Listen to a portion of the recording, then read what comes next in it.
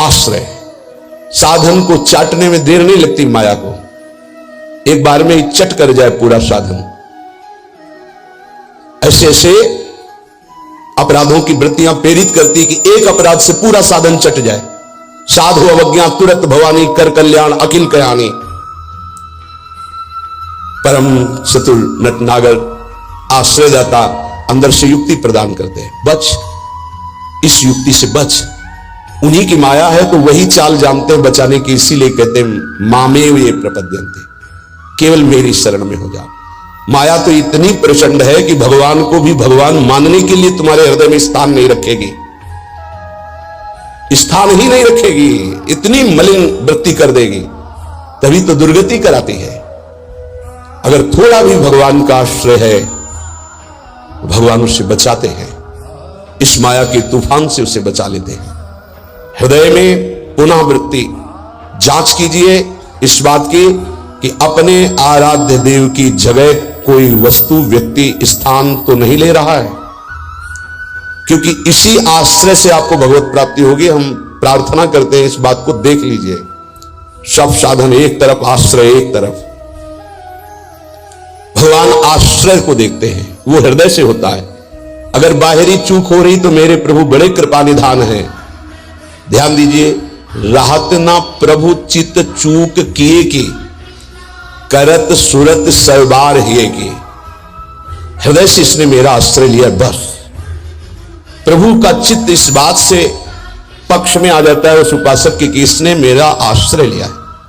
राहत न चित्त प्रभु चूक किए की, चूक हो गई, गलती हो गई, प्रभु बिल्कुल क्षमा कर देते हैं उसको, क्योंकि आश्रित है, मेरी दुरंत माया है, जानते हैं, क्षमा कर देते हैं। यदि साधन बल है तो हिसाब आपको देना पड़ेगा। आश्रित हो तो आश्रयदाता संभाल लेंगे। बड़ा सूक्ष्म विषय आश्रय का है, भागवत में इसका वर्णन है। भक्ति का तो ये मूल है, भगवत प्राप्ति का ये सिद्ध स्थान है आश्रय, हृदय में। अवगुण करे समुद्र श्रम, गणत ना अपनो जान, ना गणत।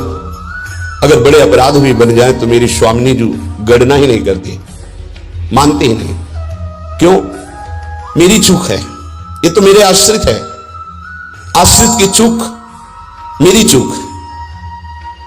ऐसा हमारे आराध्य देव का स्वभाव है। मेरे शरणागत की चूक मेरी चूक। जय विजय ने रोक दिया, शनकादि ने शाप दिया, प्रभु आए और कहा मेरे सेवकों के द्वारा किया हुआ अपराध मैं क्षमा चाहता हूं।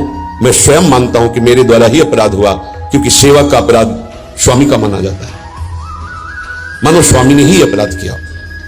हृदय भर आता है प्रभु की इस आश्रयदाता वृत्ति पर। जय विजय से कहा तुम चिंता मत करो, तुम 3 बार अवतार लोगे, हम 4 बार लेंगे। भगवान ने 4 बार अवतार लिया। रावण कुंभकर्ण भगवान राम रूप से अवतरित हुए। हिरणाक्ष हिरण्यकश्यप भगवान नरसिंह वाराह रूप से प्रकट हुए। वाराह रूप से हिरणाक्ष को परमधाम, नरसिंह रूप से हिरण्यकश्यप को शिशुपाल दंतवत श्री कृष्णचंद्र जी के रूप में 4 अवतार ले। तुम चिंता मत करो। भगवत आश्रय गुरु कृपा का फल है। गुरुदेव कृपाल हुई, भगवत आश्रय दृढ़ हो गया। आश्रित मगन रहता है, अगला कदम कहां पड़ेगा उसको चिंता नहीं है, क्योंकि मेरे जीवन की डोर मेरे आश्रय दाता के हाथ में है। वो जिधर लगाम से खींचेंगे उधर ही इंद्रिय और बुद्धि ये सब उधर ही लग जाएंगे। नाथ आप देख लो, मैं आपकी शरण में हूं। बड़े बड़े महाभागवतों ने इसी आश्रय के बल पर मायावी नाना प्रकार के काम क्रोधात पर विजय प्राप्त की। ये बड़े मायावी, समझ में ही नहीं आता। अगर शत्रु शत्रु के रूप में आए तो समझ में आवे, लेकिन शत्रु परम मित्र के रूप में आ जाए तो समझना बड़ा मुश्किल होता है। शत्रु यदि रिश्ते नाते के रूप में आ जाए बड़ा कठिन होता है। तो मन बुद्धि का संबंध बहुत समय से देहाभिमान में है। देहाभिमान में ही ये सब छुपे हुए विकार बैठे हैं, पता नहीं चलता। ऐसा लगता है हम निर्विकार हो गए, पर विकार छुपे हुए सूक्ष्म रूप से रहते हैं, अवसर आने पर प्रबल हो जाते हैं। इसलिए उपासक आश्रय देवर्षि नारद को प्रचंड माया का भगवान से प्रेरित होकर आक्रमण करना, मोहित हो जाना, बिल्कुल तन्मय हो जाना, पूरा प्रसंग में ध्यान से सूक्ष्मता से देखिए। वो कह रहे इस समय कोई साधन भजन नहीं होगा, बस मुझे ब्याह करना है। लेकिन उस समय भी आश्रयदाता की स्मृति नहीं गई। ये आश्रय जोर का होता है। विचार किया कि मेरा हितैषी कौन, बोले हरि।